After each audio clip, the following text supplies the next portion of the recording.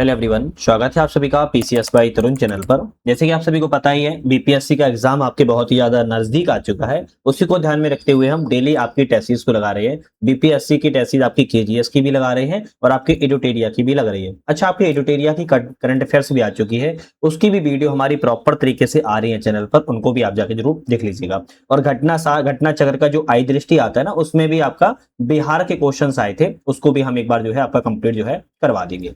आज के हम इस चैसिस के पहले नंबर क्वेश्चन की बात कर रहे हैं। नवपाषाणिक स्थल मेहरगढ़ वर्तमान में किस क्षेत्र में स्थित है? कौन सा स्थल है? नवपाषाणिक स्थल है। और वर्तमान में जो मेहरगढ़ है वह किस क्षेत्र में स्थित है? तो आप कहेंगे बलूचिस्तान, मतलब कि पाकिस्तान देश में बलूचिस्तान में नवपाषाणिक स्थल मेहरगढ़ बलूचिस्तान के पाकिस्तान प्रांत में स्थित है। और यह कैसा है? उपजाऊ कच्छ मैदान है, या रखना है। और यहाँ की जो रणनीतिक रूप है वो बोलन दर्रे के पास में है। कहां पर है? यहाँ पर एक बोलन दर्रा है, उस बोलन दर्रे के पास में इसकी स्थिति देखने को मिलती है। और जो है बोलन दर्रा है, यह दर्रा सिंधु घाटी को, क्या रखना है, सिंधु घाटी को किससे जोड़ता है? ईरानी पठार, सिंधु घाटी को ईरानी पठार एवं पश्चिम एशिया से जोड़ने वाला, जो आपका वेस्ट एशिया है ना, उस वेस्ट एशिया से जोड़ने वाला क्या है? आप कहेंगे पारंपरिक थल मार्ग है। तो बोलन दर्रा सिंधु घाटी को ईरानी पठार से या पश्चिम एशिया से जोड़ने वाला एक पारंपरिक थल मार्ग है, जो कि बलूचिस्तान पाकिस्तान से ही होकर गुजरता है। अगर मेहरगढ़ की छोटी सी बात की जाए तो इसका कालखंड जो है 7000 ईसा पूर्व से लेकर 2500 ईसा पूर्व के आसपास का माना जाता है। तो यहाँ पर सिंधु घाटी सभ्यता तक के जाने वाले और ताम्रपाषाण के संक्रमण काल को आपस में यह जोड़ता है। नेक्स्ट क्वेश्चन की बात कर लेते हैं। भारतीय उपमहाद्वीप में स्थायी कृषि का सबसे प्रारंभिक साक्ष्य कहां से प्राप्त होता है? तो भारतीय उपमहाद्वीप में जो स्थायी कृषि, परमानेंट कृषि का बात कर रहा है, प्रारंभिक साक्ष्य कहां से मिलेगा? तो आप कहेंगे कहां से? मेहरगढ़ से ही प्राप्त होता है। क्या रखना है? अभी पूरी बात बताइए मेहरगढ़ के बारे में। यहां पर आपके जीवन शैली ऐसी मिली है जहां से स्थायी कृषि के प्रमाण देखने को मिलते हैं। कहां से? मेहरगढ़ से। और पशुपालन, खेती के साथ साथ मेहरगढ़ के लोगों ने भेड़, बकरी और मवेशियों को भी पालतू जो है बना लिया था। हालांकि यह खानाबदोश शिकारी थे, संग्राहक अर्थव्यवस्था थी, एक स्थायी थी, खाद्य उत्पादक समाज था, एक निश्चित बदलाव सामने आने को मिलता है। लेकिन स्थायी कृषि के प्रमाण मेहरगढ़ से ही प्राप्त यहाँ पर सबसे पहले होते हैं। चलिए नेक्स्ट आता है, उत्तरी काले पॉलिस वाले मृदभांड भारतीय इतिहास किस काल से संबंधित है? उत्तरी काले पॉलिस वाले जो मृदभांड हैं भारतीय इतिहास में किस काल से संबंधित हैं? आप कहेंगे प्रारंभिक ऐतिहासिक काल से संबंधित है। कहां से? प्रारंभिक ऐतिहासिक काल से संबंधित। क्या विशेषता है? बारीक मिट्टी से तेज चौक पर बना एक चमकदार धातु जैसा दिखने वाला मृदभांड होता था, उसे आपके किसे? उत्तरी काले पॉलिस वाले मृदभांड कहा जाता था। और ये प्रारंभिक ऐतिहासिक काल को दर्शाते हैं। हड़प्पा काल की बांट प्रणाली किस संख्यात्मक अनुक्रम पर आधारित है? तो बांट, हड़प्पा काल में बांट, जैसे आपने देखा होगा, अभी आप किराने की परचून की दुकान पे जाते हैं तो बांट से तौलते हैं। बहुत सारे इलेक्ट्रॉनिक अगर वो नहीं होता है कांटा तो उससे तौलते हैं बांट रख के। तो इसी तरह बांट प्रणाली संख्यात्मक अनुक्रम क्या था? आप कहेंगे कम वजन के लिए बाइनरी और ज्यादा वजन के लिए दशमलव का प्रयोग किया जाता था। ये ऑप्शन आपका सही है। क्या है? कम वजन के लिए बाइनरी और ज्यादा वजन के लिए दशमलव का प्रयोग किया जाता था। ये ऑप्शन यहाँ पर करेक्ट है। तो इसका क्रम क्या था? 1, 1, 2, 4, 8, 16, 32, इस तरह से लेकर 12,800 तक यहाँ पर आपको देखने को मिल जाता था। ठीक है, चलिए नेक्स्ट क्वेश्चन की बात कर लेते हैं। अच्छा, इन सभी की पीडीएफ हमारे ऐप पर आ चुकी है और ऐप के अलावा टेलीग्राम चैनल से भी डाउनलोड कर सकते हो। हमारे ऐप का नाम है यूपीएससी नट। इस ऐप को डाउनलोड करने के बाद आप जो है टेस्ट सीरीज वगैरह पीडीएफ डाउनलोड कर सकते हो। ऐप के डिस्क्रिप्शन में लिंक दे दिए, वहां से डाउनलोड कर लेना। नेक्स्ट क्वेश्चन आता है, निम्नलिखित में से विशिष्ट ऋग्वैदिक अवधारणाओं को उनके सही क्रम में बताइए। ऋग्वैदिक अवधारणाओं को सही क्रम में बताना है। जैसे गविष्टि, गविष्टि कौन था? गाय की खोज या गायों के लिए लड़ा गया युद्ध को गविष्टि कहा जाता है, बिल्कुल करेक्ट है। दस्यु, दस्यु किसे कहा जाता था? दस्यु जो होते थे स्वदेशी गैर आर, जो वैदिक यज्ञ नहीं करते थे लेकिन अलग भाषा बोलते थे, ये भी कहेंगे आप, बिल्कुल करेक्ट है। सभापति, सभापति ऋग्वैदिक जनजाति सभा जिसमें महिलाओं को प्रवेश की अनुमति थी का विशिष्ट पेशा नदी अधिकारी सभापति कहलाता था, ये भी ऑप्शन करेक्ट है। जब तीनों ऑप्शन सही है तो आप कहेंगे सी ऑप्शन रहेगा, तीनों ही ऑप्शन करेक्ट है। गुप्त काल के अभिलेखों में भूमि की श्रेणियों के संबंध पर कितने युग्म सम्मिलित नहीं हैं? तो पूछ रहा है कि कौन से ऑप्शन सही नहीं है। तो क्षेत्र किसे कहते हैं? क्षेत्र कहेंगे कृषि के लिए तैयार खेती योग्य भूमि को क्षेत्र कहते हैं, तो करेक्ट लिखा है। दूसरा खिल आता है, बंजर या अकिसृत प्रतिभूमि को खिल कहते हैं, ये भी ऑप्शन करेक्ट है। और अपृहत की बात की जाए, घने या बिना जुते हुए जंगल या जंगली भूमि को अपृत कहा जाता है। जब तीनों ऑप्शन सही है और पूछा है कौन सा ऑप्शन गलत है, तो आप कहेंगे इसमें से कोई भी ऑप्शन गलत नहीं है। चलिए नेक्स्ट क्वेश्चन की बात कर लेते हैं। 1851 1851 में स्थापित रहनुमाई मज्यादन सभा ने भारत में किस धार्मिक संप्रदाय में सुधार करने में महत्वपूर्ण भूमिका निभाई थी? तो 1851 में रहनुमाई मर्यादासन सभा ने भारत में ऐसी कौन सा धार्मिक समुदाय था जिसमें सुधार में महत्वपूर्ण भूमिका निभाई है?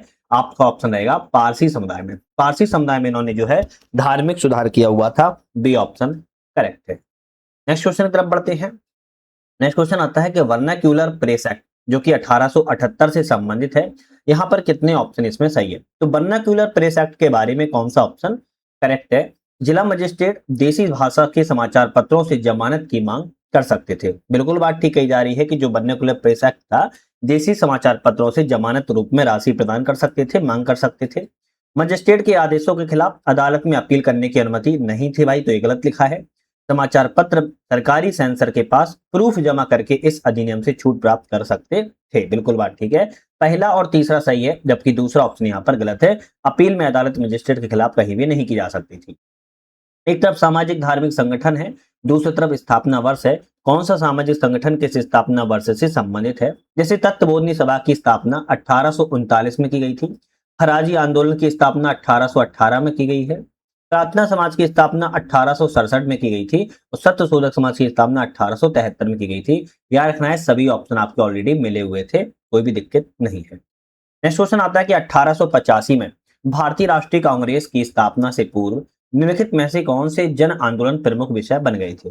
तो जब आपकी भारतीय राष्ट्रीय कांग्रेस की स्थापना 1885 में हुई, लेकिन इससे पहले ही भारत में कुछ जन आंदोलन प्रमुख बन गए थे। कौन कौन से थे? जैसे सूती वस्त्रों पर आयात का शुल्क लगाना, ये आपका कब हुआ था? 1875 में हुआ था।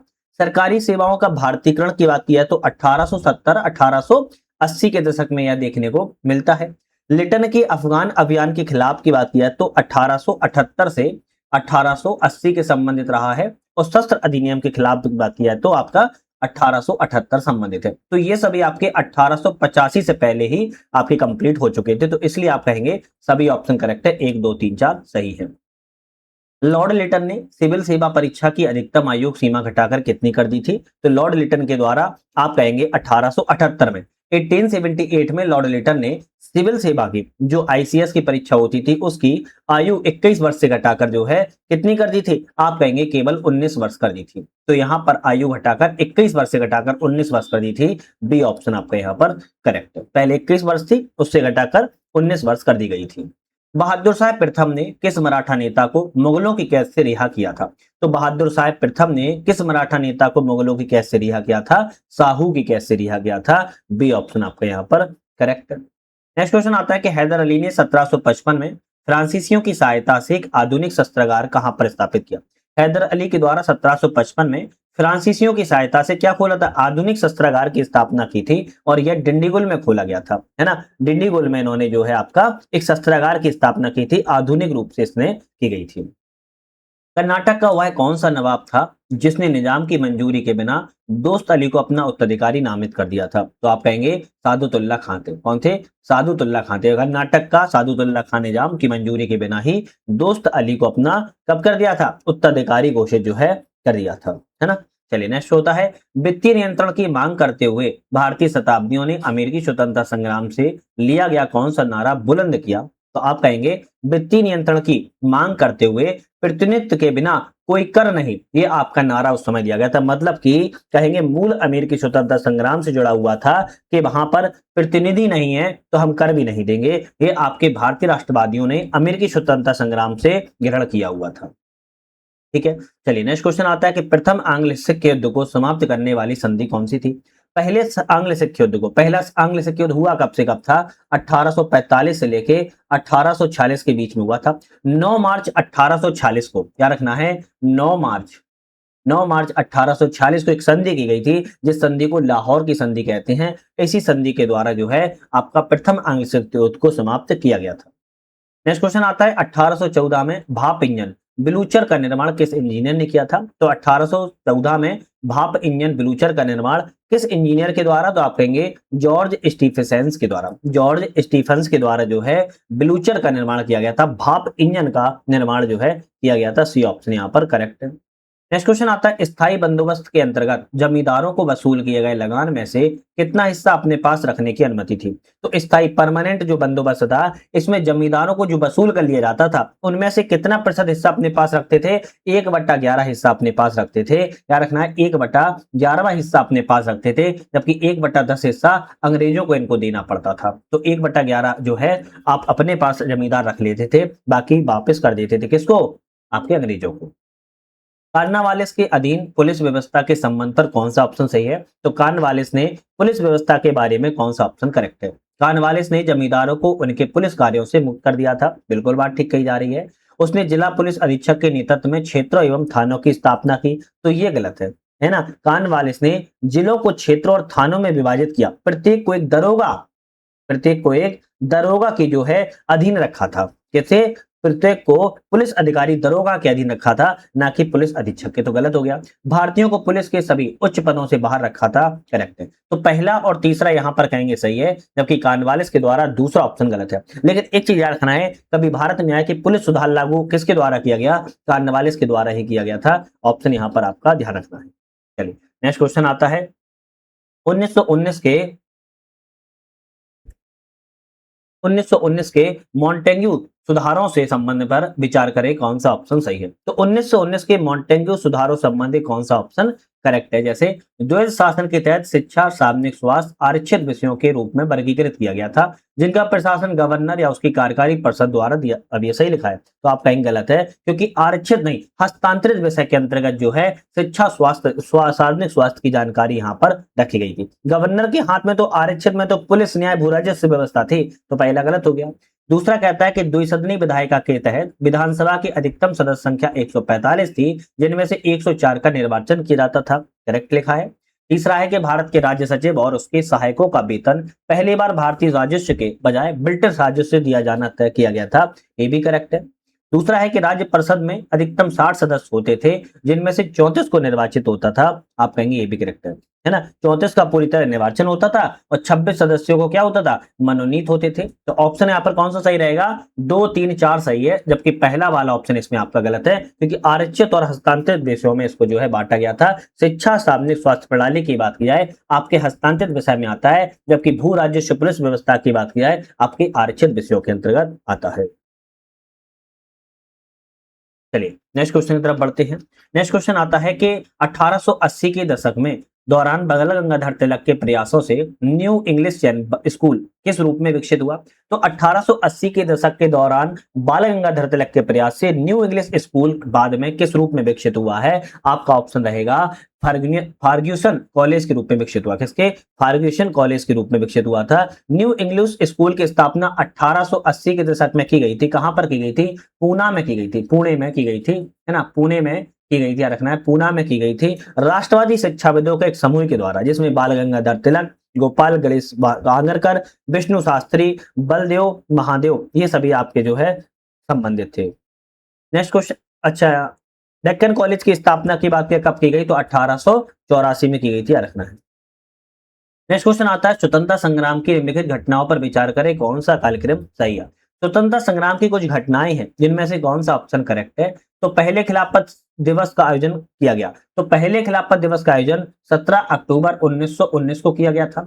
असहयोग का समर्थन करने वाला कांग्रेस का नागपुर अधिवेशन कब हुआ? तो असहयोग का समर्थन करने वाला जो कांग्रेस का नागपुर अधिवेशन है, कांग्रेस का नागपुर जो अधिवेशन है, दिसंबर 1920 में हुआ था। गांधी जी की अध्यक्षता में संयुक्त हिंदू मुस्लिम सम्मेलन की बात की जाए कब हो गई थी? तो आप कहेंगे 23 से 24 नवंबर 1919 को किया गया था। और चोरी चोरा की घटना की बात की जाए कब की गई? तो आप कहेंगे 4 से 5 फरवरी को 1922 में चोरी चोरा की घटना की गई थी। आपका ऑप्शन यहाँ पर कौन सा जाएगा? आप कहेंगे पहले नंबर पर, फिर तीसरा, फिर दूसरा, फिर चौथा, सबसे अंतिम में बी ऑप्शन करेक्ट है। हालांकि मैंने लिख भी दिया है, तो आप इसको याद कर सकते हो।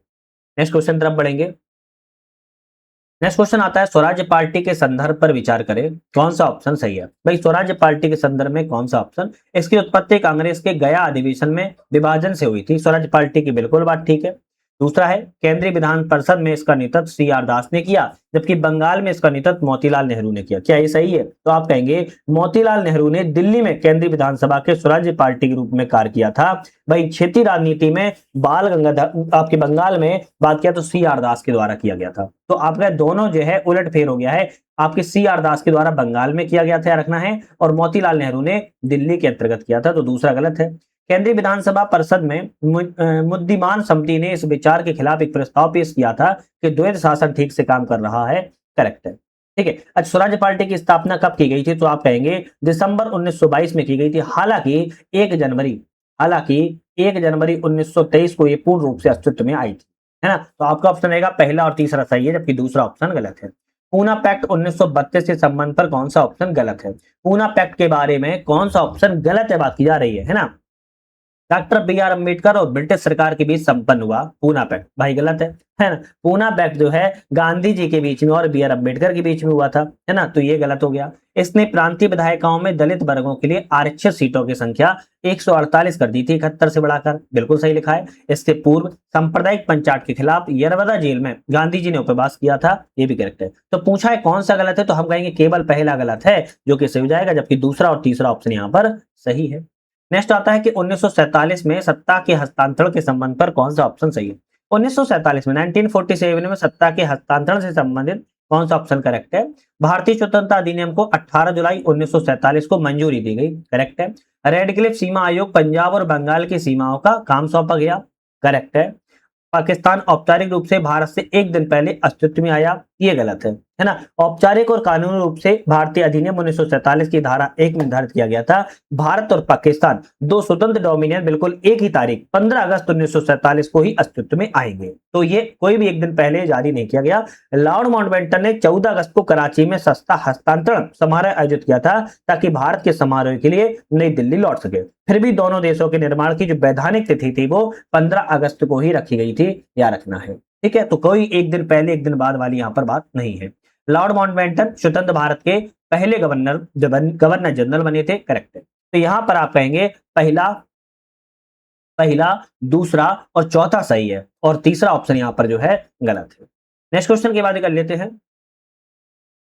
नेक्स्ट क्वेश्चन आता है कौन सी व्यवस्था औरंगजेब के शासनकाल से जुड़ी है? तो औरंगजेब के शासनकाल से कौन सी व्यवस्था जुड़ी है? तो औरंगजेब के शासनकाल से शाही दरबार में संगीत पर रोक लगा दी गई थी, ये आपकी जुड़ी है। जजिया कर की समाप्ति बात की जाए तो अकबर के काल से संबंधित है। दीन इलाही की शुरुआत भी अकबर के काल से संबंधित है, और इबादत खाने की स्थापना भी अकबर काल से ही संबंधित है। जबकि औरंगजेब काल से आपके शाही दरबार में संगीत पर रोक जो है लगा दी गई थी, ये औरंगजेब काल से संबंधित है। शुरुआती राष्ट्रवादियों ने किन विचारों को लोकप्रिय बनाया? तो शुरुआत के जो राष्ट्रवादी थे इन्होंने किन विचारों को लोकप्रिय बनाया? लोकतंत्र को लोकप्रिय बनाया, नागरिक स्वतंत्रताओं को लोकप्रिय बनाया, धर्मनिरपेक्षता को लोकप्रिय बनाया, राष्ट्रवाद को लोकप्रिय बनाया। आप कहेंगे चारों ऑप्शन सही रहेंगे, डी ऑप्शन पर हम क्लिक करेंगे। शुरुआती राष्ट्रवादियों का मतलब क्या है? नरम पंथियों की बात की जा रही है ना, नरम पंथियों की बात की जा रही है। यहाँ पर नरम पंथियों ने, उदारवादियों ने लोकतंत्र, नागरिक स्वतंत्रताएं, धर्मनिरपेक्षता और राष्ट्रवाद सभी को जो है लोकप्रिय बनाया था। निम्नलिखित कथनों पर विचार करें, कौन सा ऑप्शन यहाँ पर सही है? चलिए विचार कर लेते हैं। विचार किया जाए कि भाई 1940 के अगस्त प्रस्ताव में यह परिकल्पना की गई थी कि युद्ध के बाद एक नया संविधान बनाने के लिए भारतीयों का एक प्रतिनिधि निकाय गठित किया जा सके, बिल्कुल बात ठीक कही जा रही है। आचार्य विनोबा भावे को पहले व्यक्ति सत्याग्रही के रूप में चुना गया और जवाहरलाल नेहरू जी को दूसरे सत्याग्रही के रूप में चुना गया था, ये भी करेक्ट है। क्रिप्स मिशन, जिसे गांधी ने पोस्ट डेटेड चेक कहा था, भारत को तुरंत डोमिनेट स्टेटस देने का प्रस्ताव दिया। तो पोस्ट डेटेड चेक की बात की जाए तो किसने कहा था? आपके किसने? जवाहरलाल नेहरू जी के द्वारा कहा गया था, ना कि आपके किसने?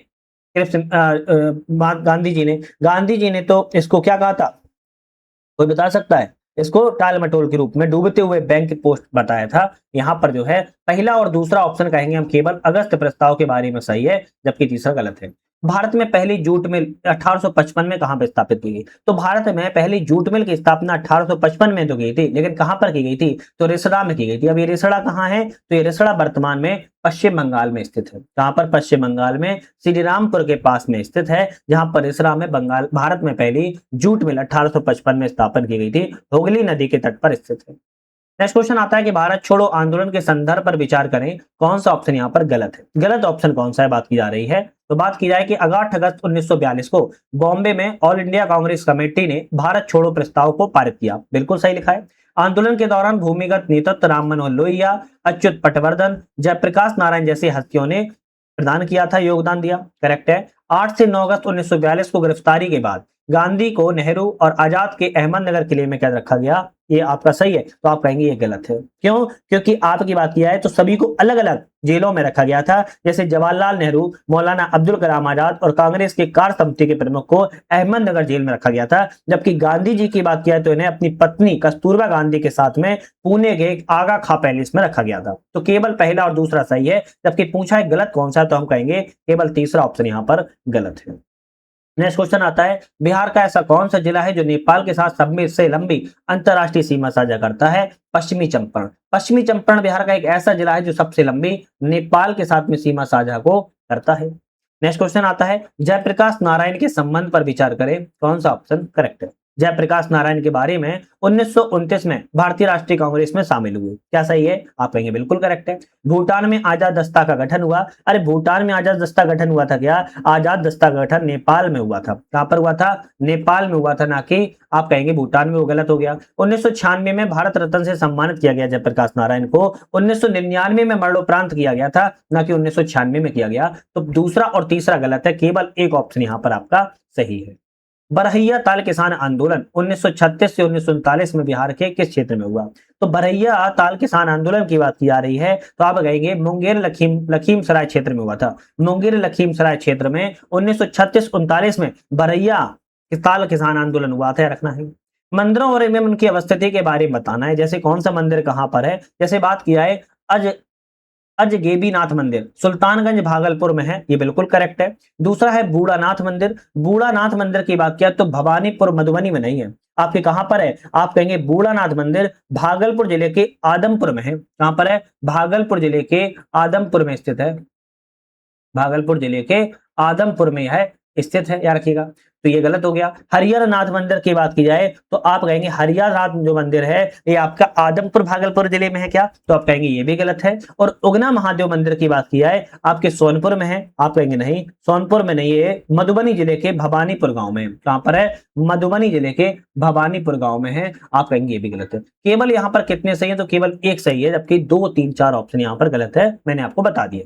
भव्य क्या है? भव्य बिहार सरकार की किस विभाग की पहल है? भव्य बिहार सरकार की किस विभाग की पहल है? आप कहेंगे योजना और विकास विभाग की पहल है। किसकी? योजना और विकास विभाग की भव्य बिहार सरकार की पहल है। सी ऑप्शन आपके यहाँ पर करेक्ट है। चलिए नेक्स्ट क्वेश्चन आता है, एक तरफ लेखक है दूसरी तरफ पुस्तक है, कौन सा लेखक किस पुस्तक के लिए जाना जाता है? जैसे बाणभट्ट की बात की जाए, बाणभट्ट की बात की जाए चंडी काष्टक पुस्तक के लेखक हैं। विद्यापति की बात की जाए भूपक्रिमा के लेखक हैं। फणीश्वर नाथ रेणु की बात की जाए, फणीश्वर नाथ रेणु की बात की जाए तो आप कहेंगे आपके किसके? पलटू बाबू रोड के लेखक, पुस्तक के लेखक है। और ज्योतिश्वर ठाकुर की बात किया तो वर्ण रत्नाकर के लेखक है। तो इनको आप थोड़ा सा याद कर लीजिए, आ सकते हैं। चौथा ऑप्शन रही है, ए का पहला, बी का चौथा, सी का तीसरा, डी का चौथा ऑप्शन यहाँ पर करेक्ट है। चलिए नेक्स्ट क्वेश्चन तरफ बढ़ेंगे। नेक्स्ट क्वेश्चन आता है कथन और कारण है, जीएसटी लागू होने के बाद भी पिछले कुछ वर्षों में बिहार अपने कर राजस्व में काफी वृद्धि हुई है।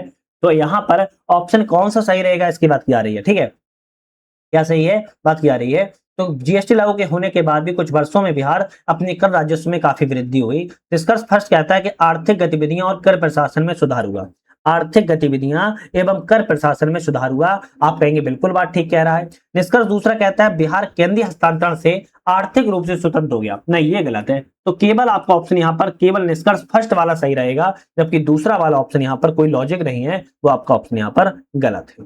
नेक्स्ट क्वेश्चन आता है ई मतदान प्रणाली के संबंध पर विचार करें, कितने ऑप्शन सही है? ई मतदान प्रणाली के बारे में बात करना है। तो बिहार राज्य चुनाव आयोग ने ई मतदान प्रणाली के लिए e voting SECBHR Android app को लॉन्च किया हुआ है। क्या ये सही है? आप कहेंगे बिल्कुल करेक्ट कह रहा है। बिहार ई वोटिंग प्रक्रिया अपनाने वाला देश का दूसरा राज्य है। तो देश का दूसरा राज्य नहीं है, बल्कि कैसा राज्य है? आप कहेंगे पहला राज्य है। कैसा है? पहला बिहार राज्य है, तो गलत हो गया। एस्टोनिया देश में ई वोटिंग की प्रक्रिया है, आप कहेंगे बिल्कुल ठीक है, एस्टोनिया देश में ई वोटिंग की प्रक्रिया है। तो ऑप्शन कहेंगे 2 ऑप्शन सही है, दूसरा वाला जो गलत था वो मैंने आपको बता दिया। किस संस्थान को भारत के राष्ट्रपति के पुलिस कलर अवार्ड से सम्मानित किया गया? तो बिहार पुलिस को सम्मानित किया गया है प्रेसिडेंट कलर से, है ना, प्रेसिडेंट कलर अवार्ड से सम्मानित किया गया है। नेक्स्ट क्वेश्चन आता है बिहार के चौथे कृषि रोड मैप के बारे में, यहाँ पर कौन से ऑप्शन यहाँ पर करेक्ट है? किसके बारे में बात कर रहे हैं? बिहार में चौथे कृषि रोड मैप के बारे में बात की जा रही है। श्रीमती द्रौपदी मुर्मू राष्ट्रपति ने 18 अक्टूबर 2025 को चौथे कृषि रोड मैप की शुरुआत की। क्या ये सही है? तो आप कहेंगे राष्ट्रपति द्रौपदी मुर्मू ने 18 अक्टूबर 2023 को की थी, ना कि आपके 2025 को की। गलत हो गया। यह कृषि क्षेत्र में क्रांतिकारी बदलाव लाने के लिए 4 साल की रणनीतिक योजना है, तो ये भी ऑप्शन आपका गलत हो जाएगा। यहां पर कहेंगे 4 राज्य की नहीं है, बल्कि 2023 से 2028 तक के लिए योजना को लाया गया है। ये भी गलत हो गया। इसका वित्तीय परिव्यय 50,000 करोड़ है। इसे कृषि विभाग के साथ साथ अन्य विभागों के द्वारा लागू किया गया है। ये भी आपका ऑप्शन गलत हो गया, क्योंकि इसमें कई विभाग हैं, 12 से ज्यादा विभाग इसमें कार्य कर रहे हैं, तो ऑप्शन ये भी गलत है। तो 7 नहीं है, तो आप कहेंगे इनमें से कौन सा सही है? इनमें से कोई भी सही नहीं है। पश्चिमी घाट की पर्वतमालाएं हैं और विशेषताएं। कौन सी पश्चिमी घाट की पर्वतमाला किससे संबंधित है? जैसे बात की जाए हरिश्चंद्र, हरिश्चंद्र जो है महाराष्ट्र में, हरिश्चंद्र जो है श्रेणी कहां पर है? आप कहेंगे हरिश्चंद्र महाराष्ट्र में पुणे के उस्मानाबाद जिले में फैली हुई है, तो आपका दूसरे से मिलाएंगे। कुद्रेमुख की बात किया है, कुद्रेमुख में अगर बात किया है तो हेमेटाइट और मैग्नेटाइट लोहे के भरपूर पाई जाती है, दूसरे से मिलाएंगे। महाबलेश्वर की बात किया है, पश्चिमी घाट की 1438 मीटर ऊंची प्रमुख चोटी है, चौथे से मिलाएंगे। नीलगिरी की पहाड़ी की बात की जाए, दक्षिण भारत का एक प्रसिद्ध रिसोर्ट है, आप कहेंगे हिल स्टेशन है, आप तीसरे से मिलाएंगे। तो ऑप्शन ए दूसरे से मिलाना है, बी पहले से मिलाना है, सी चौथे से मिलाना है और डी तीसरे से मिलाना है, याद रखना है। चलिए नेक्स्ट क्वेश्चन तरफ बढ़ेंगे। नेक्स्ट क्वेश्चन आता है हमारे यहाँ पर कोपेन जलवायु कोड एवं उनके जलवायु प्रकारों के बारे में बताइए। एक तरफ जलवायु कोड है और एक तरफ जलवायु प्रकार है। कौन सा कोड किस जलवायु प्रकार से संबंधित है? जैसे AMW की बात की जाए, उष्णकटिबंधीय मानसूनी जलवायु से संबंधित है, तो कैसा है? उष्णकटिबंधीय मानसूनी से। AS की बात की जाए तो शुष्क है, कैसा है? शुष्क ग्रीष्म ऋतु, शुष्क ग्रीष्म ऋतु के साथ उष्णकटिबंधीय सवाना जलवायु से संबंधित है, तो AS को किससे मिलाएंगे? तो यहां पर आप कहेंगे उष्णकटिबंधीय आर्द्र शुष्क गर्मियों से संबंधित है, तो पहले से मिलाएंगे। BSHW की बात किया है, अर्ध शुष्क स्टेपी संबंधित है, दूसरे से मिलाएंगे। DFC की बात किया है, ठंडी एवं नमी वाली सर्दियों से संबंधित है। आपको ऑप्शन कहेंगे कितने सही हैं? आप कहेंगे भाई कोई भी सही नहीं मिला है, तो आप कहेंगे इनमें से कोई भी ऑप्शन आपका करेक्ट नहीं है, सभी ऑप्शन एक दूसरे से मिले हुए हैं। नेक्स्ट आता है कि बुद्धू पारंपरिक रूप से किससे जुड़ा है? तो बद्दू है ना, बद्दू पारंपरिक रूप से किन से जुड़ा है? आप कहेंगे पश्चिम एशिया और उत्तरी अफ्रीका के रेगिस्तान से संबंधित है, सी ऑप्शन करेक्ट है। नेक्स्ट क्वेश्चन आता है कि ओडर नीसे रेखा कौन सी है? ओडर नीसे रेखा किन के बीच ज्यादातर सीमा बनाती है? तो जर्मनी और पोलैंड के बीच में ओडर नीसे सीमा रेखा को जो है जाना जाता है। कई सारी रेखाएं हैं, जैसे फ्रांस और जर्मनी के बीच में कई रेखाएं हैं, तो इस तरीका से अलग अलग रेखाएं जानी जाती हैं। नेक्स्ट आता है डार्डानेल्स जलडमरू मध्य किन्हें जोड़ता है? तो डार्डानेल्स जलडमरू मध्य की बात किया है तो मरमरा सागर एवं एजियन सागर को जोड़ता है। अब थोड़ा सा ज्योग्राफी भी आ रहा है, तो मैप रख के बैठो, मैप रख के बैठोगे तो समझ में आता रहेगा। डार्डानेल्स जलडमरू मध्य किन के बीच में है? मरमरा सागर और एजियन सागर के बीच में स्थित है। नागपुर को भारत का 0 माइलस्टोन किसे कहा जाता है? भारत का 0 माइलस्टोन की बात किया किसे कहा जाता है? आप कहेंगे नागपुर को कहा जाता है। किसको? नागपुर को 0 माइलस्टोन के रूप में जाना जाता है।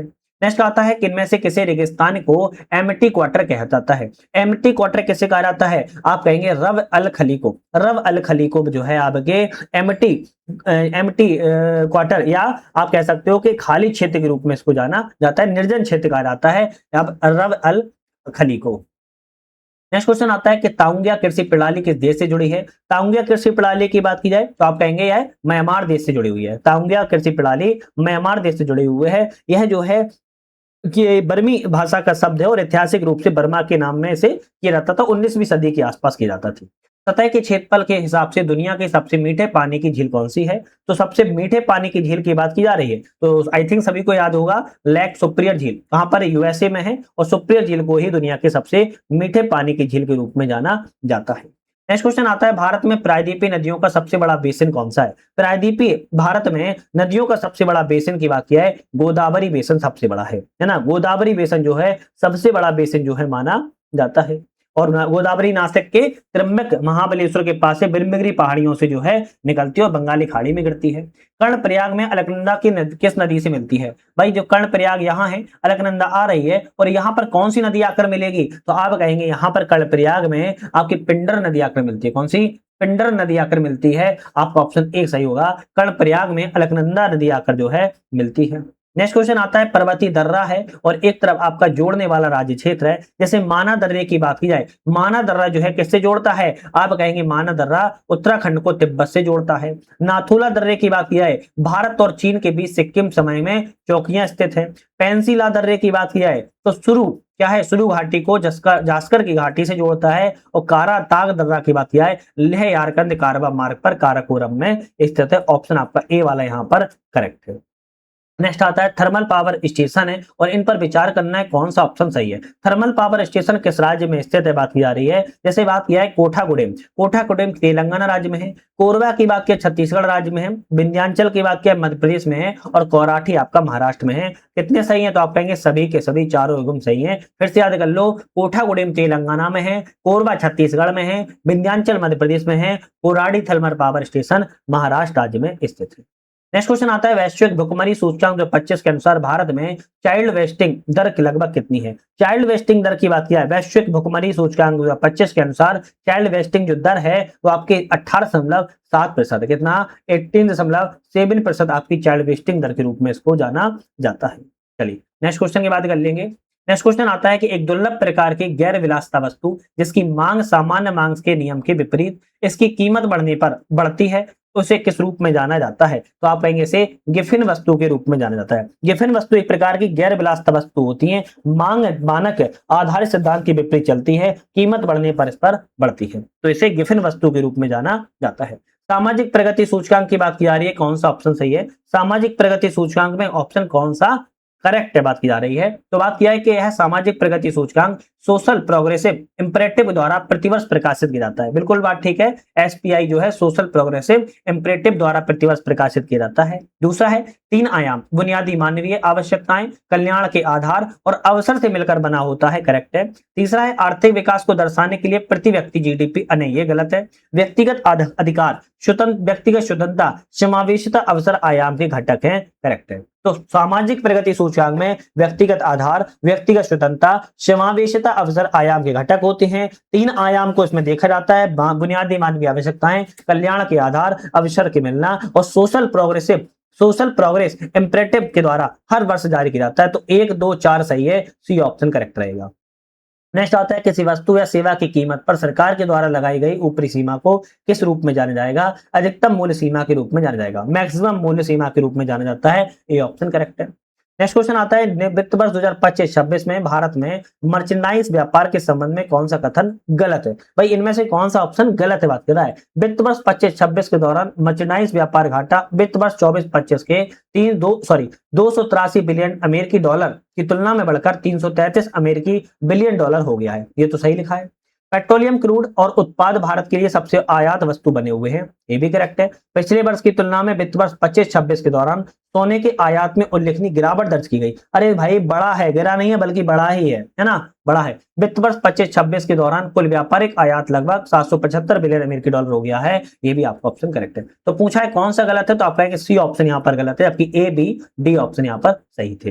नेक्स्ट क्वेश्चन आता है, वित्त वर्ष 2025-26 में भारत के शीर्ष 5 निर्यात गंतव्यों में से कौन सा शामिल नहीं है? तो 5 निर्यात जो गंतव्य हैं इनमें से कौन कौन शामिल नहीं है? तो आप कहेंगे इसमें से संयुक्त राज्य अमेरिका शामिल है, संयुक्त अरब अमीरात शामिल है, चीन शामिल है, जर्मनी इसमें शामिल आपका नहीं है ना, जर्मनी शामिल नहीं है, क्या रखना है। चलिए बात की जाए, आरबीआई के द्वारा वित्तीय समावेशन सूचकांक एफआई इंडेक्स मार्च 2024 में बढ़कर मार्च 2025 में कितना हो गया है? तो आपका ऑप्शन रहेगा जो है अब के कितना हो चुका है, 64.2 से बढ़कर अब ये 67.0% हो चुका है, याद रखना है। आपका सी ऑप्शन यहाँ पर आपका करेक्ट है। केंद्रीय बजट 2026-27 के बारे में कौन सा कथन सही है? तो केंद्रीय बजट 2026-27 के बारे में कौन सा ऑप्शन यहाँ पर करेक्ट है बात की जा रही है। 2026-27 के लिए राजकोषीय घाटा जीडीपी का 4.3% अनुमानित है, जबकि 2025-26 के लिए संशोधित अनुमान से कम है। तो आपका ऑप्शन बी वाला यहाँ पर सही है, बाकी ऑप्शन यहाँ पर आपके करेक्ट है। अब आप कहोगे कैसे हैं, आपका समय वेस्ट ना हो इसके लिए हमने आपको डायरेक्ट क्वेश्चन का आंसर बता दिया है। नेक्स्ट क्वेश्चन आता है, एक बैंक की बैलेंस शीट के संबंध में विचार करें कौन सा सही है। एक बैंक की बैलेंस शीट के बारे में क्या विचार करना है, बैंक के द्वारा स्वीकार की जाने वाली जमाओं को उसकी देनदारियों के रूप में दर्ज किया जाता है, बिल्कुल बात ठीक कही जा रही है। नेटवर्थ संपत्तियों में से देनदारियों घटाकर प्राप्त की जाती है, ये भी सही है। तो आप कहेंगे दोनों ऑप्शन आपके यहाँ पर बैलेंस शीट के बारे में करेक्ट है। यदि कीमत में महत्वपूर्ण परिवर्तन के बाद भी मांग लगभग अपरिवर्तित रहती है तो उसे क्या कहते हैं। भाई यदि कीमत में परिवर्तन के बाद भी मांग लगभग अपरिवर्तित रहे उसे बेलोचदार मांग कहते हैं। क्या कहते हैं, बेलोचदार मांग के रूप में से जाना जाता है। प्रधानमंत्री धन धान्य कृषि योजना के बारे में विचार करें कौन सा ऑप्शन यहाँ पर करेक्ट है। तो प्रधानमंत्री धन धान्य कृषि योजना क्या है, यह योजना नीति आयोग के आकांक्षी जिला कार्यक्रम की से प्रेरणा लेती है। 100 कम प्रदर्शन करने वाले जिले शामिल हैं, प्रत्येक राज्य के कम से कम एक जिला शामिल किया गया, करेक्ट है। इसका उद्देश्य 1.7 करोड़ किसानों की सहायता प्रदान करना है। 11 मंत्रालयों के द्वारा लागू की जा रही है। 36 कृषि योजनाओं का अभिसरण किया जा रहा है, करेक्ट है। इस योजना का 5 साल की अवधि के लिए प्रस्तावित है। तो यहां पर आप कहेंगे यहाँ पर 5 साल की अवधि के लिए प्रस्तावित स्वीकृत जो है की गई है। तो यह 5 साल की अवधि के लिए प्रस्तावित नहीं की गई है, बल्कि 2025 से लेकर 2025-26 से लेकर 2030-31 तक के लिए प्रस्तावित की गई है ना। तो ऑप्शन तीसरा वाला गलत है, केवल पहला दूसरा ऑप्शन यहाँ पर सही है।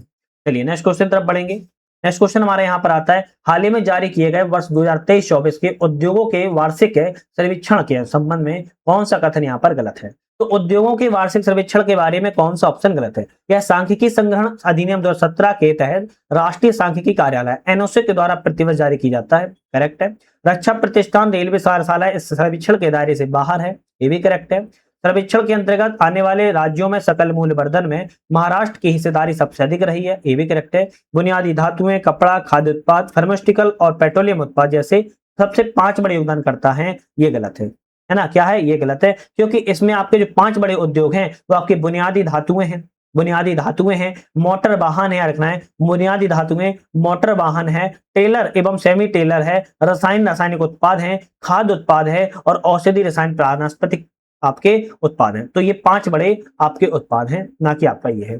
चलिए नेक्स्ट क्वेश्चन आता है, निसार के मिशन के प्राथमिक उद्देश्य क्या है। अच्छा, इसके बारे में कमेंट करके आप लोग आंसर बताएंगे, क्योंकि ये क्वेश्चन ऐसा क्वेश्चन है कई बार एग्जाम में आ चुका है। निसार का full form NASA ISRO synthetic aperture radar इसका फुल फॉर्म है। इसका आंसर आप लोग मुझे बताएं कौन सा ऑप्शन निसार के बारे में करेक्ट है। नेक्स्ट क्वेश्चन आता है, त्रिगुण के संबंध में कौन सा ऑप्शन सत्य है। त्रिगुण के बारे में, त्रिगुण के बारे में कौन सही है। यह भारतीय नौसेना का वायु रक्षा कमान नियंत्रण नेटवर्क है, बिल्कुल बात ठीक कही जा रही है। यह अन्य सेना विशिष्ट वायु रक्षा प्रणालियों के इंटरफेस स्थापित करता है, यह भी करेक्ट है। यह वास्तविक समय की साझा परिचालन हवाई तस्वीरों में योगदान देता है, करेक्ट है। तो त्रिगुण जो है आपके तीनों ऑप्शन करेक्ट हैं। तो हमारा रहेगा उपयुक्त में से एक से अधिक ऑप्शन सही है ना। तो तीनों ऑप्शन आपके यहाँ पर करेक्ट है त्रिगुण के बारे में। हाल ही में लॉन्च किए गए CMS-03 GST-7R मिशन के संबंध में कौन सा कथन सही है। कौन सा कथन सही है। यह भारतीय धरती से लॉन्च किया गया भारत का सबसे भारी उपग्रह संचार उपग्रह है, बी ऑप्शन करेक्ट है। कौन सा, बी ऑप्शन करेक्ट है। इसका वजन कितना है, 4410 किलोग्राम इसका वजन है। और इसको याद रखना है, जो भारत अब तक का सबसे भारी उपग्रह है, सबसे भारी उपग्रह याद रखना है। नेक्स्ट क्वेश्चन आता है कि भारत की मेक इन इंडिया पहल के संबंध में स्वदेश विकसित रक्षा प्लेटफॉर्म कौन सा है। भारत की मेक इन इंडिया पहल के तहत कौन से स्वदेश विकसित रक्षा प्लेटफॉर्म है। कौन से स्वदेश विकसित रक्षा प्लेटफॉर्म है। तो आपका ऑप्शन कौन सा रहेगा, आप कहेंगे यहाँ पर Rafale multi role fighter jet, ये सही है। तो आप कहेंगे नहीं, एडवांस मीडियम कॉम्बैक्ट एयरक्राफ्ट संबंधित सही है। जोरावर लाइट टैंक, ये आपका ये ठीक बात है। तो यहाँ पर उपयुक्त में से एक से अधिक आएगा, क्योंकि यहाँ पर कई ऑप्शन यहाँ पर सही है। नेक्स्ट क्वेश्चन आता है, कौन सा biotechnology industry research assistant council की सहायता पारिस्थितिक तंत्र के घटक नहीं है। तो बात की जा रही है कि biotechnology industry research assistance council की सहायता पारिस्थितिक तंत्र का घटक नहीं है। तो ऑप्शन कहेंगे बायोटेक्नोलॉजी इंग्रेशन ग्रांट संबंधित है, small business innovation research initiative संबंधित है, बायोनेस्ट संबंधित है, PM रिसर्च फेलोशिप की बात किया, ये आपका संबंधित नहीं है ना, ये आपका संबंधित नहीं। नेक्स्ट क्वेश्चन आता है, 25 न्यूटन का बल किसी वस्तु के बल की दिशा में 4 मीटर विस्थापित करता है, किया गया कार्य क्या कहलाएगा। तो आप कहेंगे 100 जूल कहलाएगा। क्या कहलाएगा, 100 जूल कहलाएगा, याद रखना है। काम बराबर बल इंटू विस्थापन इंटू कोसाइन कोण। तो बल है 25 न्यूटन, तो विस्थापन 4 मीटर, कोण 0 डिग्री। तो आप याद रखना है 25 इंटू 4 इंटू 1 करोगे, काम जो है 100 जूल आ जाएगा, याद रखिएगा।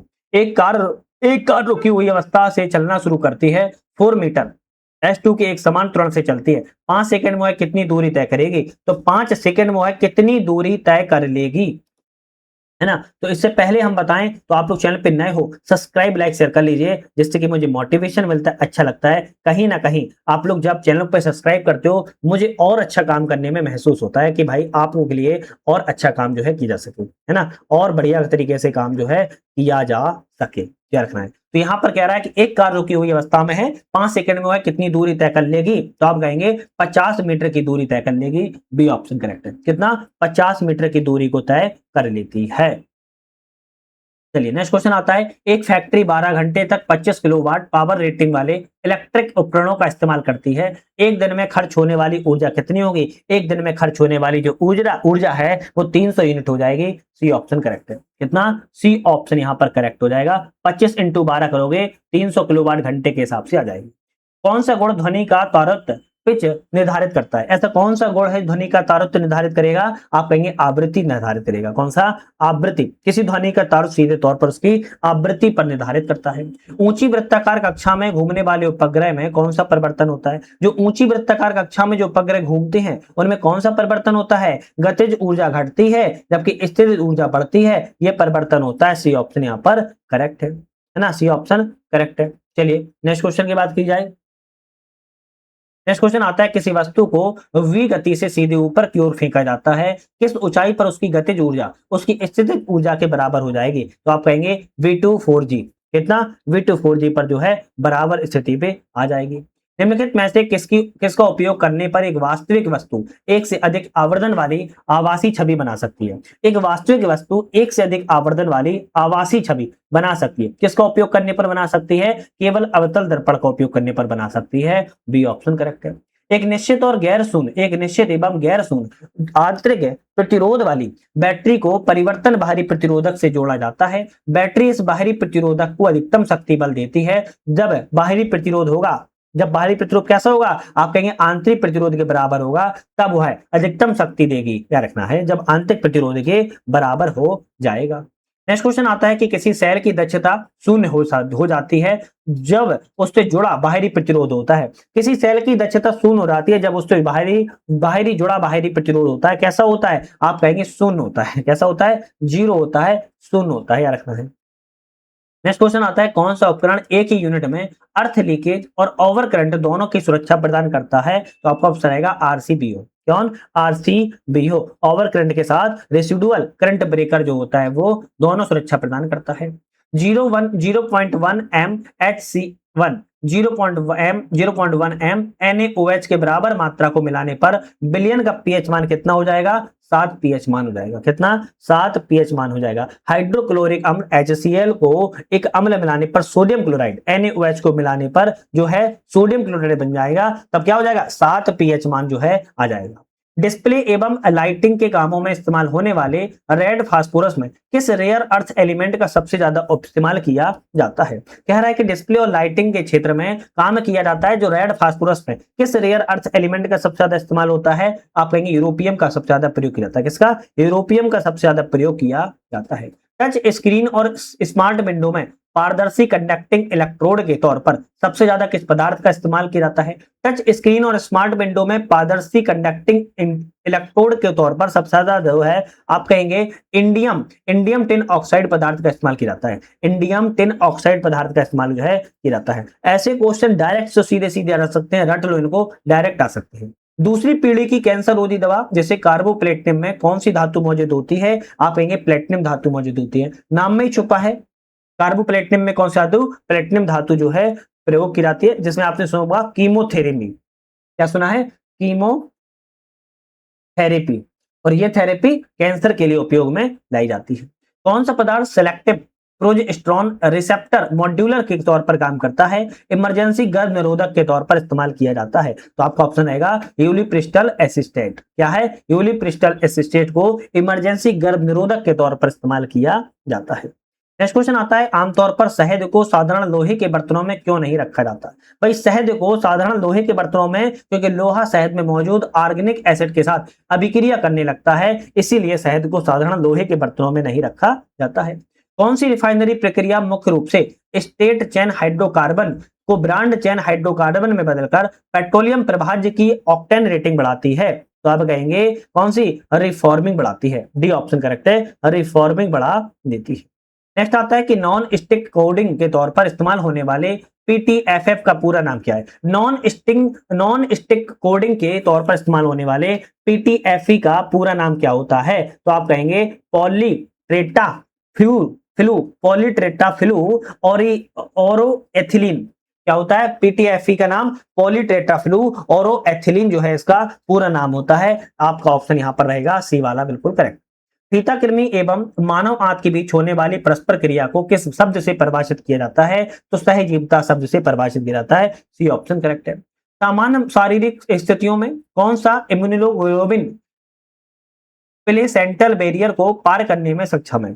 तो सामान्य शारीरिक स्थितियों में इम्यूनोग्लोबिन प्लेसेंटल बैरियर को पार करने में कौन सक्षम होता है? आपका ऑप्शन रहेगा आईजीजी। आईजीजी जो है आपका जो है क्या होता है? एंटीबॉडी का एकमात्र ऐसा वर्ग है जो आपका पार कर सकता है। नेक्स्ट आता है कि जानवरों के संयोजी ऊतक का एक्स्ट्रा सेलुलर मैट्रिक्स मुख्य रूप से किससे बना होता है? जानवरों के संयोजी ऊतक का एक्स्ट्रा सेलुलर जो मैट्रिक्स होता है मुख्य रूप से किससे बना होता है? आप कहेंगे कोलेजन और इलास्टिन फाइबर, प्रोटियोग्लाइकन और ग्लाइकोप्रोटीन के ग्राउंड सब्सटेंस में फैले होते हैं। ये ऑप्शन आपका यहाँ पर करेक्ट है ना। कौन सा अमीनो अम्ल केवल एक ही आनुवंशिक कूट के द्वारा निर्दिष्ट किया जाता है? आप कहेंगे ट्रिप्टोफैन। ट्रिप्टोफैन जो होता है अमीनो अम्ल केवल एक ही आनुवंशिक कूट के द्वारा निर्दिष्ट किया जाता है। चलिए नेक्स्ट क्वेश्चन की तरफ बढ़ते हैं। नेक्स्ट क्वेश्चन हमारा आता है कोहेशन सिद्धांत के अनुसार ऊंचे वृक्षों के तनों में बहने वाले तरल पदार्थ से ऊपर की ओर गति में सबसे प्रत्यक्ष रूप से कौन सा बल योगदान देते हैं? आप कहेंगे ट्रांसपेरेंशियल पुल का योगदान देते हैं। किसका? ट्रांसपेरेंशियल पुल का योगदान देते हैं। पादप वर्गीय में जाति वृत्तीय वर्गीकरण क्लासिफिकेशन में अवधारणा को सबसे पहले किसने प्रस्तुत किया? तो पादप वर्गीय में जाति वृत्तीय वर्गीकरण की अवधारणा को सबसे पहले किसके द्वारा प्रस्तुत किया गया? आप कहेंगे एंडोल्फ एंगर एवं कार्ल फ्रांटल के द्वारा क्या किया गया? प्रस्तुत किया गया था। एक लाइकेन में कवक साथी से शैवाल साथी को जो लाभ मिलते हैं उन्हें क्या कहते हैं? एक लाइकेन में कवक साथी से शैवाल साथी को जो लाभ मिलता है उसे हम क्या कहेंगे? उसे हम कहेंगे ए और बी दोनों पानी और आश्रय खनिज और पोषक तत्व दोनों को लाभ मिलता है। आपका रहेगा सी ऑप्शन यहाँ पर करेक्ट है। नेक्स्ट आता है भारत के राष्ट्र सचिव का पद किस अधिनियम के द्वारा बनाया गया था? तो भारत के जो राष्ट्र सचिव का पद है ऐसा कौन सा अमेंडमेंट था जिसके द्वारा भारत सरकार अधिनियम 1858 के तहत भारत सचिव का पद का निर्माण किया गया था। नेक्स्ट आता है संविधान की आलोचना के संबंध पर कौन सा कथन सही है? आलोचकों ने इसे भारत सरकार अधिनियम 1935 की कार्बन कॉपी के रूप में वर्णित किया। बिल्कुल ठीक है। आलोचकों ने ग्राम सुशासन पर केंद्रित एक गांधीवादी संविधान के रूप में प्रशंसा की। नहीं, ये गलत है। केवल पहला ऑप्शन सही है जबकि दूसरा ऑप्शन यहाँ पर गलत है। नेक्स्ट क्वेश्चन आता है भारत में नागरिकता के संबंध पर विचार करें, कौन सा ऑप्शन करेक्ट है? तो भारत में नागरिकता के बारे में कौन सा ऑप्शन करेक्ट है? भारत में पूरे देश के लिए एकल नागरिकता का प्रावधान है। सही है। भारत एक overseas citizen of India, Bharat पूर्ण नागरिक नहीं होता। आप कहेंगे ये भी करेक्ट है। भारत का एक ओवरसीज सिटीजन ऑफ इंडिया चुनावों में मतदान करने का अधिकार रखता है। नहीं, अधिकार नहीं रखता है। केवल पहला दूसरा सही है जबकि तीसरा ऑप्शन यहाँ पर गलत है। नेक्स्ट क्वेश्चन आता है निम्नलिखित में से कौन सा अनुच्छेद केवल धर्म, मूलवंश, जाति या भाषा के आधार पर राज्य द्वारा संचालित या राज्य निधि से सहायता प्राप्त शैक्षणिक संस्थानों में प्रवेश से वंचित करने का निषेध करता है? तो आर्टिकल 29(2) जो है क्लोज 2 जो है आगे शैक्षणिक संस्थानों में प्रवेश करने पर वंचित करने का निषेध करता है। धर्म, मूलवंश, जाति, भाषा के आधार पर संचालित जो होते हैं राज्य निधि से प्राप्त होते हैं उनकी बात यहाँ पर की गई है। 100 नंबर क्वेश्चन आता है राज्य के नीति निर्देशक तत्वों के संबंध में कौन सा ऑप्शन करेक्ट है? तो राज्य के नीति तत्वों में नीति निर्देशक तत्व किसी भी न्यायालय के द्वारा परिवर्तनीय नहीं है। बिल्कुल बात ठीक है। अनुच्छेद 350(a) प्राथमिक स्तर पर मातृभाषा में शिक्षा देने का निर्देश देता है। ये भी करेक्ट है। संविधान के भाग 4 में कोई भी नीति निर्देशक तत्व नहीं है। संविधान के भाग 4 में बाहर कई निर्देश देते हैं, है ना। ऑप्शन कहेंगे ये गलत है, बाहर कोई भी नीति गलत है। आपके पहला और दूसरा सही रहेगा जबकि तीसरा ऑप्शन गलत है। नेक्स्ट क्वेश्चन तरफ बढ़ेंगे। नेक्स्ट क्वेश्चन यहां पर हमारा आएगा अभिकथन और कारण आता है। अभिकथन कारण में कौन सा ऑप्शन सही है? बात की जा रही है कि मूल संरचना का सिद्धांत संविधान के संशोधन पर लागू होता है। बिल्कुल बात ठीक है। कारण कहता है संसद द्वारा बनाए गए साधारण कानूनों को भी मूल संरचना के सिद्धांत की कसौटी पर नहीं, ये गलत है। केवल ए ऑप्शन सही है, जबकि आर ऑप्शन यहाँ पर गलत है। मंत्रिपरिषद और कैबिनेट के बारे में विचार करें, कौन सा ऑप्शन गलत है। मंत्रिपरिषद और कैबिनेट के बारे में कौन सा ऑप्शन गलत है। पूरी मंत्रिपरिषद शायद ही कभी एक साथ बैठक करती है, बिल्कुल बात ठीक कही गई है। कैबिनेट मंत्रिपरिषद के भीतर एक छोटा निकाय होता है, ये भी करेक्ट कही गई है। किचन कैबिनेट संविधान द्वारा मान्यता प्राप्त एक औपचारिक निकाय नहीं, ये औपचारिक नहीं, एक अनौपचारिक निकाय है। हो सकता है प्रधानमंत्री के मित्र हो, सहयोगी हो, वो कार्य कर रहे हो किचन कैबिनेट में, तो कहेंगे हम तीसरा वाला गलत है, जबकि पहला दूसरा सही है। भाषाई अल्पसंख्यकों के लिए विशेष अधिकारी का पद किस संविधान संशोधन के द्वारा संविधान में शामिल किया गया था। तो 7वें संविधान संशोधन अधिनियम 1956 के माध्यम से भाषाई अल्पसंख्यकों के लिए विशेष अधिकारी का पद को यहाँ पर नामित किया गया है।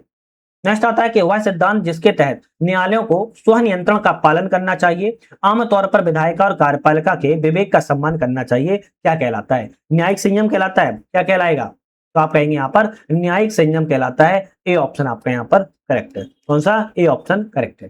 चलिए नेक्स्ट क्वेश्चन आता है, राज्य के राज्यपाल के संबंध में कौन सा ऑप्शन करेक्ट है। राज्य के राज्यपाल के बारे में, राज्यपाल कुछ विधेयकों को राष्ट्रपति के विचार के लिए सुरक्षित रख सकता है, बिल्कुल बात ठीक की जा रही है। आर्टिकल 200 के तहत यह सुरक्षित रख सकता है।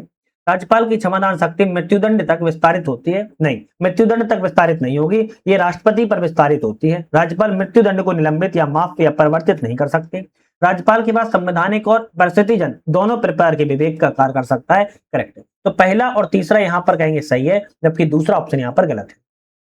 अधीनस्थ न्यायालय और विवाद निवारण के संबंध में कौन सा कथन सही है। अधीनस्थ न्यायालय और विवाद निवारण के बारे में, राष्ट्रीय विधिक सेवा प्राधिकरण नालसा की स्थापना 1987 में एक अधिनियम के तहत की गई थी, बिल्कुल बात ठीक कही गई। पारिवारिक न्यायालय की स्थापना 1984 में एक अधिनियम के तहत की गई, ये भी करेक्ट है। ग्राम न्यायालय उच्च न्यायालय के स्तर पर कार्य करते हैं, नहीं, ये गलत है। ग्राम न्यायालय के अधिनियम के तहत कार्य करते हैं। स्थायी लोक अदालतों की कुछ विवादों गुण दोष के आधार पर निर्णय कर सकती है, तो आप कहेंगे ये भी करेक्ट है। तो पहला दूसरा चौथा सही है, तो आप कहेंगे बी ऑप्शन सही, जबकि तीसरा वाला ऑप्शन यहाँ पर गलत था। कौन सा अनुच्छेद देवनागरी लिपि में हिंदी को संघ की राजभाषा घोषित करता है। हिंदी को संघ की राजभाषा 343 घोषित करता है। ये 343 क्या है, आर्टिकल है। 343 संघ की राजभाषा हिंदी को घोषित यहाँ पर करने का आर्टिकल है। चलिए नेक्स्ट क्वेश्चन की बात कर लेते हैं। सरकार के अधिकारों एवं दायित्वों के संबंध पर विचार करें, कौन सा सही है। सरकारी अनुबंध राष्ट्रपति और राज्यपाल के नाम से निष्पादित किए जाने चाहिए, बिल्कुल बात ठीक है। राष्ट्रपति अपनी शक्ति के प्रयोग के लिए न्यायालयों के प्रति उत्तरदायी होते हैं, भाई गलत है। भारत सरकार अपने नाम का मुकदमा दायर कर सकती है और उस पर मुकदमा दायर किया जा सकता है, आप कहेंगे आर्टिकल 300 के तहत ऐसा किया जा सकता है, ये भी करेक्ट है। तो पहला और तीसरा सही है, जबकि ऑप्शन दूसरा वाला यहाँ पर गलत है। भारत में चुनावों के संबंध में विचार करें, कौन सा ऑप्शन सही है। भारत में चुनावों के बारे में कौन सा ऑप्शन करेक्ट है। तो करेक्ट कहना है नन ऑफ द अबव, मतलब कि नोटा के विकल्प को सर्वोच्च न्यायालय के निर्णय के बाद लागू किया गया, बिल्कुल बात ठीक है। मतलब कि उपयुक्त वैसे कोई भी नहीं। मान लो चुनाव में वोट देने को मिला बीजेपी, कांग्रेस, बहुत सारी पार्टियों को वोट मिला, लेकिन नीचे मिलता है नोटा, जिस पर आप चाहो तो किसी को भी वोट हमने नहीं दिया, ठीक है। आदर्श आचार संहिता को संसद के एक अधिनियम के तहत वैधानिक शक्ति प्रदान की गई, गलत है। आदर्श आचार संहिता को संसद के अधिनियम के तहत वैधानिक मान्यता प्राप्त नहीं है, बल्कि राजनीतिक दलों को सहमति से एक मानदंड है, तो गलत हो गया। अनुच्छेद 82 प्रत्येक जनगणना के बाद सीटों के पुनर्समायोजन का प्रावधान करता है, बिल्कुल बात ठीक है। तो पहला और तीसरा यहां पर सही है, दूसरा ऑप्शन यहां पर भी गलत है। कौन सा मुद्दा राष्ट्रीय एकता परिषद की मुख्य चिंता का विषय नहीं है। राष्ट्रीय एकता परिषद की मुख्य चिंता का विषय कौन सा नहीं है। सांप्रदायिकता है, क्षेत्रवाद है, भाषावाद है, शक्तियों का विकेंद्रीकरण की बात की जाए, ये आपकी राष्ट्रीय एकता परिषद का मुख्य विषय चिंता का नहीं है, डी ऑप्शन कहेंगे ये गलत है या सही है। जूनियर पुरुष हॉकी विश्व कप 2025 के संबंध में कौन सा ऑप्शन करेक्ट है। जूनियर पुरुष हॉकी विश्व कप 2025 के बारे में कौन सा सही है। तो जर्मनी ने फाइनल में स्पेन को हराकर 8वां खिताब जीता, करेक्ट है। अर्जेंटीना ने भारत को हराकर कांस्य पदक जीता है, ये ऑप्शन कहेंगे आप गलत है ना।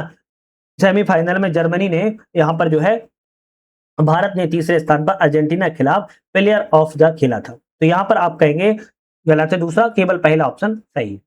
नेक्स्ट क्वेश्चन आता है, एक तरफ नियुक्ति है और एक तरफ व्यक्ति है, कौन सी नियुक्ति किस व्यक्ति से संबंधित है।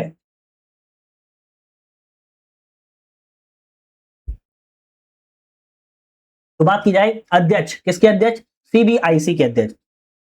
सीबीआईसी के अध्यक्ष कैसे संबंधित है, विवेक चतुर्वेदी। मुख्य सूचना आयुक्त की बात किया तो राजकुमार गोयल। राष्ट्रीय अध्यक्ष भाजपा की बात किया तो नितिन नवीन, और महानिदेशक बीएसएफ की बात किया तो प्रवीण कुमार। ऑप्शन आपका कौन सा सही हो जाएगा? बी ऑप्शन यहाँ पर जो है आपका करेक्ट हो जाएगा। हाल ही में मिस यूनिवर्स 2025 का खिताब किसने जीता? मिस यूनिवर्स 2025 के खिताब की बात की जा रही है, मेक्सिको की फातिमा वॉस के द्वारा जीता गया है, ये ऑप्शन करेक्ट है। यूनेस्को यूनेस्को सूचीबद्ध लिंगालू रीफ हाल ही में एक विनाशकारी समुद्री हीटवेव के कारण लगभग 70% प्रवाल नष्ट हो गए, यह किस देश से संबंधित है? तो सिंगालू रीफ की बात की जा रही है, किस देश से संबंधित है? आप कहेंगे ऑस्ट्रेलिया देश से संबंधित है, डी ऑप्शन करेक्ट है। कौन से? ऑस्ट्रेलिया देश से संबंधित है, जहां पर एक विनाशकारी हीट वेव आया जिसके चलते क्या हो गया है? आप कहेंगे 70% प्रवाल नष्ट हो गए हैं और ऑस्ट्रेलिया देश में स्थित है। नेक्स्ट क्वेश्चन आता है, हाल ही में चर्चा में रहे किम्बरले प्रोसेस केपी के संबंध पर विचार करें, कौन सा ऑप्शन सही है? किम्बरले प्रोसेस के बारे में कौन सा ऑप्शन करेक्ट है? भारत वर्ष 2026 में किम्बरले प्रोसेस की अध्यक्षता करने से पहले इसके उपाध्यक्ष के रूप में कार्य करेगा, बिल्कुल सही बात है। दूसरा है, भारत तीसरी बार किम्बरले प्रोसेस की अध्यक्षता करेगा, ये भी करेक्ट है। तो आप कहेंगे सी रहेगा, पहला और दूसरा दोनों ऑप्शन करेक्ट है।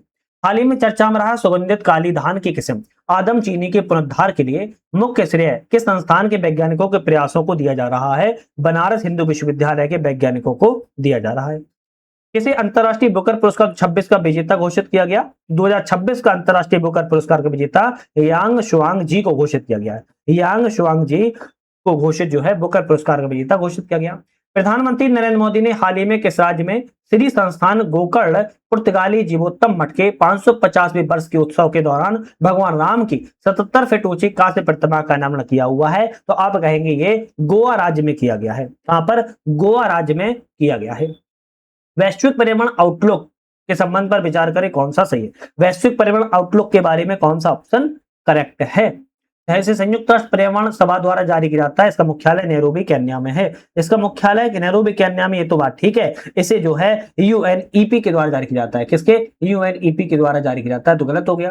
सातवीं और नवीनतम वैश्विक पर्यावरण आउटलुक GEO 7 का विषय ए फ्यूचर वी चूज है, आप इनकरेक्ट है। तो केवल दूसरा सही है, पहला वाला ऑप्शन यहाँ पर गलत था। नेक्स्ट क्वेश्चन की बात कर लेते हैं, निम्नलिखित में से हाल ही में दार्जिलिंग हिमालयन रेलवे पर टूर ड्यूटी के लिए नियुक्त होने वाली पहली महिला TTE बनी है, कौन बनी है? सरिता योल्मो बनी है। कौन है? सरिता योल्मो। दार्जिलिंग हिमालयन रेलवे में टूर ड्यूटी के लिए पहली महिला TTE सरिता योल्मो को बनाया गया है। हाल ही में इको सेंसिटिव जोन घोषित किए जाने के कारण चर्चा में रहा कुंभलगढ़ वन्यजीव अभ्यारण्य किस पर्वत श्रृंखला का हिस्सा है? कुंभलगढ़ वन्यजीव अभ्यारण्य की बात क्या है? राजस्थान के अरावली पर्वत श्रृंखला का हिस्सा है। अधिगम क्षमता वाले किस कलाकार ने टर्नर पुरस्कार जीता है? तो लर्निंग बात की जा रही है, अधिगम क्षमता वाले किस कलाकार ने टर्नर पुरस्कार जीता है? आप कहेंगे नैना कालू के द्वारा पुरस्कार को जीता गया है। आपका ऑप्शन यहाँ पर बी ऑप्शन करेक्ट है। नेक्स्ट क्वेश्चन आता है, एक तरफ व्यक्ति है उधर उपलब्धि है, कौन सी व्यक्ति कौन सी उपलब्धि है? जैसे रवीना टंडन की बात की जाए तो PETA India person of the year 2025 इन्हें दिया गया है। सुप्रिया साहू की बात की जाए तो आप कहेंगे champions of the earth award 2025 इन्हें दिया गया है। और डोनाल्ड ट्रंप की बात किया तो पहला फीफा पीस प्राइज इन्हें दिया गया है। तो ऑप्शन कौन सा रहेगा? आप कहेंगे डी वाला रहेगा, सभी ऑप्शन यहाँ पर मिले हुए हैं। हाल ही में भारत के सबसे युवा नगर पालिका अध्यक्ष पद संभालने वाली जनरेशन जेड की पहली प्रतिनिधि कौन बनी है? दिया बिनु पुलिकाडम बनी हुई है, बी ऑप्शन यहाँ पर करेक्ट। नेक्स्ट क्वेश्चन आता है, गुजरात ने अपना हाल ही में टाइगर स्टेट का दर्जा वापस ले लिया क्योंकि राष्ट्रीय बाघ संरक्षण प्राधिकरण ने किसी वन्य अभ्यारण्य में एक बाघ की स्थायी उपस्थिति की पुष्टि कर दी है। तो याद रखना है, कई दशक मतलब कि 3 दशक के बाद में गुजरात को टाइगर स्टेट का दर्जा फिर से वापस दे दिया गया है क्योंकि एक वन्य अभ्यारण्य में बाघ स्थायी उपस्थिति दर्ज की गई है, आपका रतन महल वन्यजीव अभ्यारण्य में। कौन से? रतन महल वन्यजीव अभ्यारण्य में, याद रखना है।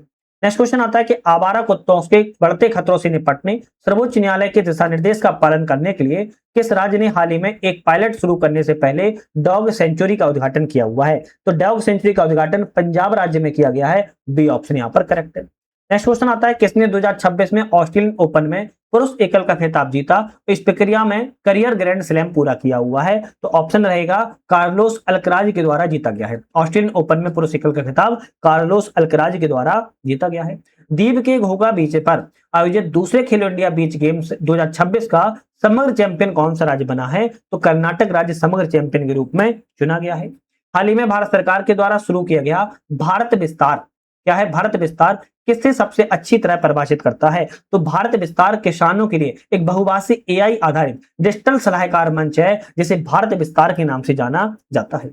टिकाऊ शीतलन और पारिस्थितिकी तंत्र की बहाली के नेतृत्व के लिए भारतीय प्रशासनिक सेवा आईएएस अधिकारी को प्रेरणा और कार्रवाई श्रेणी के तहत UNEP champions of the earth 2025 में किसे नामित किया गया था? सुप्रिया साहू को नामित किया गया है। ए ऑप्शन यहाँ पर करेक्ट है। नेक्स्ट क्वेश्चन आता है, राजगीर का प्रसिद्ध मलमास मेला कितने वर्षों में एक बार आयोजित किया जाता है? तो आप कहेंगे 3 वर्षों में। राजगीर का जो मलमास मेला है 3 वर्षों में एक बार आयोजन किया जाता है। बी ऑप्शन आपका यहाँ पर करेक्ट है। नेक्स्ट क्वेश्चन की बात की जाए, उत्तरी कथन और निष्कर्ष है, कथन और निष्कर्ष कारण है, कौन सा ऑप्शन करेक्ट है? तो उत्तरी बिहार हिमालयी नदियों में से जैसे कोसी, गंडक, बागमती, महानंदा द्वारा लाए गए अवसाद से लगातार समृद्ध होता रहता है। अब इसमें निष्कर्ष एक कहता है कि उत्तरी बिहार की मिट्टी आमतौर पर दक्षिण बिहार की मिट्टियों की तुलना में नई है, ठीक बात है। दूसरा कहता है नए निक्षेपण के कारण समय के साथ उत्तरी बिहार में मिट्टी के लक्षण बदल सकते हैं। तो आप कहेंगे दोनों निष्कर्ष यहाँ पर सही हैं, पहला और दूसरा। उत्तरी बिहार हिमालयी नदियों के बारे में दोनों ऑप्शन यहाँ पर सही कहते हैं। विद्यापति के संबंध पर विचार करें, कौन सा ऑप्शन सही है? किसके बारे में? विद्यापति के बारे में। क्या कहता है? ओइनवार राजवंश के राजा विश्व शिव सिंह रूप नारायण उनके संरक्षक थे, बिल्कुल बात ठीक है। व्यापक रूप से उन्हें मगध कवि कोकिल के नाम से जाना जाता था, ये ऑप्शन गलत है। उन्हें बगीय पदावली की रचना की जो कि राधा कृष्ण प्रेम पर आधारित भक्ति गीत है, करेक्ट है। ब्रिज बुलू के नाम से जानी जाने वाली साहित्यिक भाषा उदय विद्यापति लेखन शैली का प्रभाव था, करेक्ट है। तो 1, 3, 4 यहां पर से हो जाएगा, जबकि दूसरा ऑप्शन यहां पर गलत है। बिहार पुलिस चक्र ऐप के मुख्य उद्देश्य कौन से विकसित किए गए? तो बिहार पुलिस चक्र ऐप के मुख्य उद्देश्य कौन से हैं? पुलिस कर्मियों के द्वारा अपराधियों को डिजिटल ट्रैकिंग और पहचान के लिए आपके बिहार पुलिस चक्र ऐप को जो है विकसित किया गया है। नेक्स्ट क्वेश्चन आता है, बिहार का पहला आधिकारिक तौर पर मान्यता प्राप्त प्राकृतिक हाथी गलियारा कौन सा है? तो बिहार का पहला है मान्यता प्राप्त प्राकृतिक हाथी गलियारा है, और यह हाथी गलियारा जमुई झांझा जकाई गलियारा है। कौन सा है? जमुई झांझा चकाई गलियारा है, और मान्यता प्राप्त प्राकृतिक हाथी गलियारा है। सी ऑप्शन करेक्ट है। बिहार के वन रिपोर्ट 2023 के आंकड़ों के संबंध पर विचार करना है, कौन सही है? बिहार वन रिपोर्ट 2023 के बारे में कौन सा करेक्ट है? तो बिहार के भौगोलिक क्षेत्र का लगभग 8.0% हिस्सा वनावरण के अंतर्गत आता है, बिल्कुल सही लिखा है। बिहार के भौगोलिक क्षेत्र का लगभग 5.7% हिस्सा वृक्षावरण के अंतर्गत आता है, ये ऑप्शन आपका गलत हो जाएगा। 5.7 हिस्सा नहीं आता है, बल्कि 2.5% हिस्सा आता है, तो ऑप्शन दूसरा गलत है। केवल पहला ऑप्शन बिहार की वन रिपोर्ट के बारे में करेक्ट है। नेक्स्ट क्वेश्चन आता है, निम्नलिखित खिलाड़ी हैं उनके खेलों में योगदान है, कौन सा खिलाड़ी किस खेल के लिए जाना जाता है? जैसे बात की जाए श्रेयसी सिंह, श्रेयसी सिंह किसके लिए जानी जाती हैं? तो आप कहेंगे श्रेयसी सिंह एक ट्रैप शूटर है। कौन है? ट्रैप शूटर है, तो यहाँ पर शूटर लिख देते हैं, ये रग्बी नहीं है। अंशिका कुमारी की बात की जाए तो अंशिका कुमारी बिहार की उभरती तीरंदाज है। कौन है? तीरंदाजी में ये माहिर है, ये आपकी कैरम में नहीं है। रश्मि कुमारी की बात की जाए, रश्मि कुमारी कैरम की खिलाड़ी है, तीरंदाजी से संबंधित नहीं है। और श्वेता शाही की बात की जाए, श्वेता शाही आपकी रग्बी खिलाड़ी है। कौन सी? रग्बी खिलाड़ी है, आपकी ये भी शूटिंग समय नहीं है। कितने ओम सही है? तो आप कहेंगे एक भी ओम यहाँ पर सही नहीं है, आपका ऑप्शन यहाँ पर रहेगा कौन सा रहेगा? अब एक भी ओम सही नहीं है, कोई भी ओम सही नहीं है, बी ऑप्शन करेक्ट हो जाएगा, ठीक है। चलिए नेक्स्ट क्वेश्चन आता है, किसे व्यापक रूप से बिहार में सहकारी आंदोलन के जनक के रूप में मान्यता दी गई? सहकारी आंदोलन जनक के रूप में मान्यता ठाकुर जुगल किशोर सिन्हा को दी गई है, ए ऑप्शन करेक्ट है। ठाकुर जुगल किशोर सिन्हा को बिहार में सहकारी आंदोलन के रूप में मान्यता दी गई है। बिहार कैबिनेट ने कहां पर केंद्रीय औद्योगिक सुरक्षा बल सीआईएसएफ के खेती प्रशिक्षण केंद्र आरटीसी की स्थापना के लिए 110 एकड़ भूमि हस्तांतरण को मंजूरी दे दी है? तो आप कहेंगे किशनगंज जिले में दे दी है। आरपीएफ सीआईएसएफ को बिहार ने 110 एकड़ भूमि हस्तांतरण किशनगंज जिले में दे दी है। 140वां क्वेश्चन आता है जीएस का, इस टेस्ट का अंतिम क्वेश्चन है, कथन कारण में कौन सा सही है? कथन कहता है कि सेवा क्षेत्र विस्तार के जीएसडीपी में सबसे बड़ा योगदान देता है, जबकि अधिकांश कर्मियां अभी भी कृषि से जुड़े हैं। निष्कर्ष एक इसके अंतर्गत कहता है बिहार की अर्थव्यवस्था का संरचनात्मक रूपांतरण पूरा हो गया, बिल्कुल बात ठीक है। दूसरा कहता है बिहार में पहले ही कृषि प्रधान अर्थव्यवस्था से औद्योगिक पश्चात अर्थव्यवस्था संक्रमण पूरा कर लिया गया, करेक्ट है। तो दोनों में से कौन से निष्कर्ष सही है? आप कहेंगे दोनों निष्कर्ष यहाँ पर सही नहीं है, दोनों निष्कर्ष क्या है? आप कहेंगे गलत है ना। सेवा क्षेत्र के बारे में बात हो रही है और यहाँ पर अर्थव्यवस्था और कृषि की अलग ही बातें चल रही है, तो दोनों निष्कर्ष यहाँ पर गलत है, ठीक है। तो यहाँ पर हमने आपके एग्जाम में टेस्ट सीरीज में कितने क्वेश्चन आते हैं? 150 क्वेश्चन आते हैं, 150 क्वेश्चन आते हैं। 150 क्वेश्चनों में 140 क्वेश्चन आपके जीएस के, 10 क्वेश्चन आपके सीसेट मैथ से रीजनिंग सब में आते हैं। जो 10 क्वेश्चन आपके बचते हैं, ये क्वेश्चन आपके अलग एक वीडियो में लगा लिए जाएंगे। 40-50 क्वेश्चनों को स्लॉट में 2-3 वीडियो आ जाएंगी, जो कि आप पूरा कंप्लीट जो है देख लोगे। तो चैनल पर अगर आप लोग अभी तक नए हो, सब्सक्राइब लाइक शेयर नहीं किया तो कर लीजिए, क्योंकि इसी तरह नेक्स्ट हमारी जो टेस्ट सीरीज आएगी उस पर बहुत ही महत्वपूर्ण हम चर्चा करने वाले हैं। तो आज वीडियो पर बने रहने के लिए धन्यवाद।